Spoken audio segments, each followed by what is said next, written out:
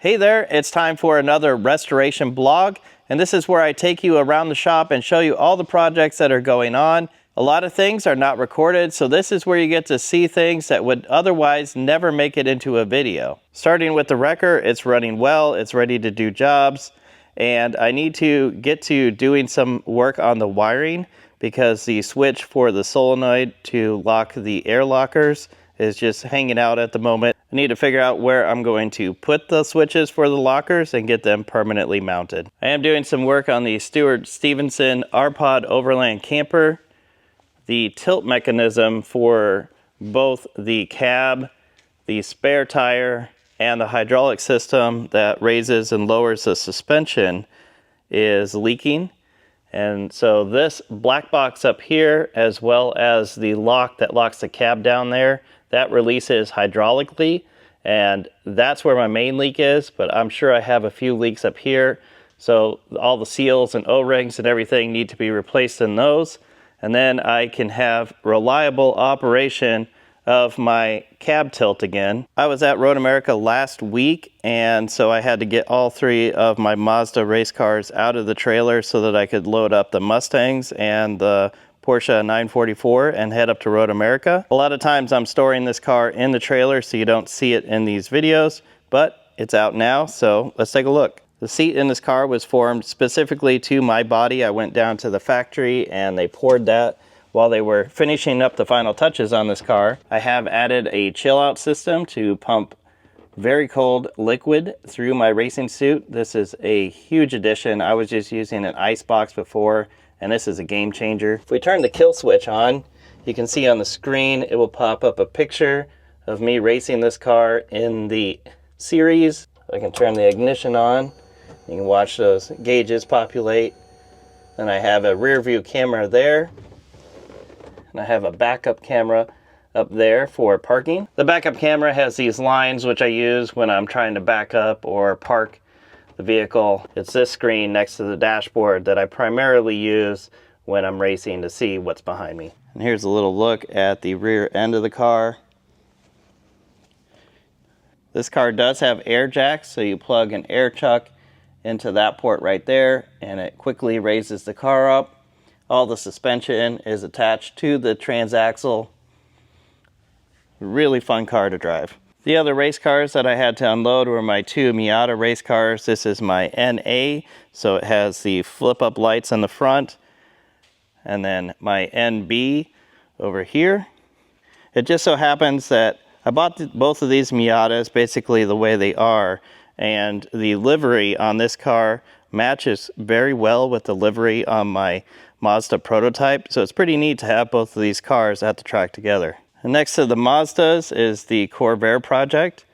This is the project that I am going to concentrate on when I get back from another trip to Road America next week. The car is still running off of the fuel bottle, so getting the fuel from the gas tank with the fuel pump into the engine all on its own will be the top priority in the next video on this car. And then we'll come working on the brakes. I don't know if it will be all in one video or if that will be two separate videos. Depends on how long it takes to get the fuel working. One of the race cars I'm working on right now is the rally car. For some reason, it stopped running, and I think it might be the Pertronics unit. So let's take a look at that and see if we can figure that out. With everything still installed in the car, the easiest way to test the Pertronics if it's working is to disconnect the black wire, and then I'll connect that to my voltmeter. And when I crank the car over, the voltmeter should be alternating between battery power and 0. If we don't see that, then the Pertronics is not working correctly. Right now I have 0 volts, but if I turn the key on, we should see battery voltage. We do have battery voltage and the Pertronics is powered up. Now if we crank it, we should see this alternating between battery voltage and 0.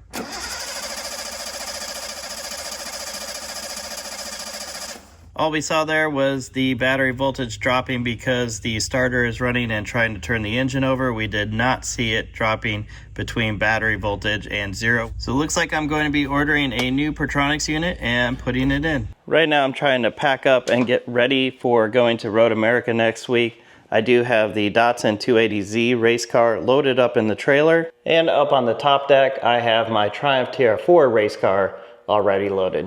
I have room in the trailer for one more car, so I'm going to be taking my 1977 Zap 280Z. This car has had electrical gremlins ever since I first drove it. The first trip that I tried to drive this car from the shop home, I ended up breaking down.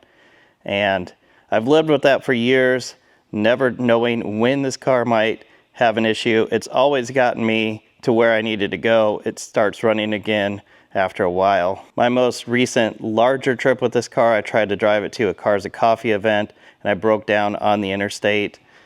It eventually started to work again, and I was able to limp it home. But I think my problem may have been due to the 4 fusible links that are normally in this location here, and I have now replaced those with maxi fuses.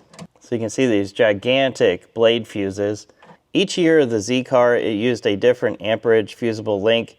In 1977, it happens to have one 100 amp link and 3 60 amp links. So I have now switched those all with fuses, and I have also moved my alternator charging cable directly to the battery cable instead of having all the power from the alternator going through here. I'm hoping that this fixes my problem.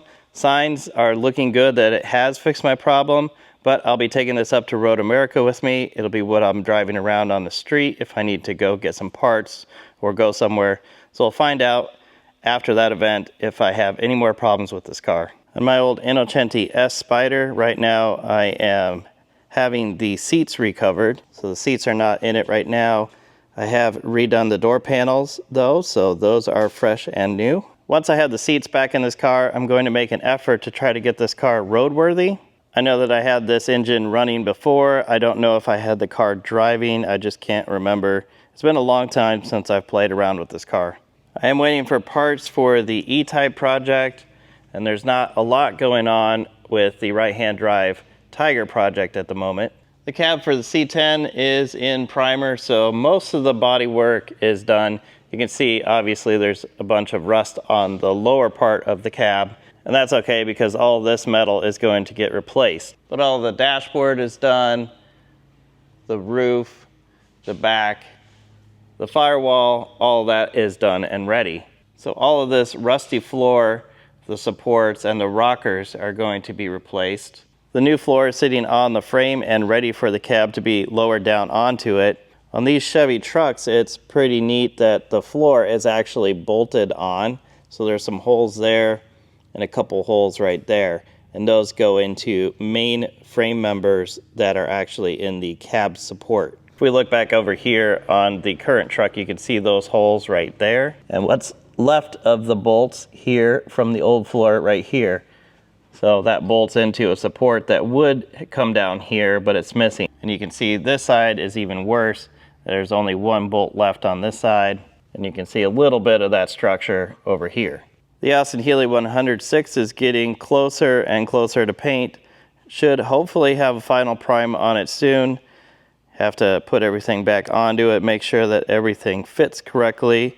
Before you paint it, you don't want to have to adjust the bodywork afterwards. So I would think next month you'll see this car completely in paint. And here's the Bronco project. The hard top is now painted and on.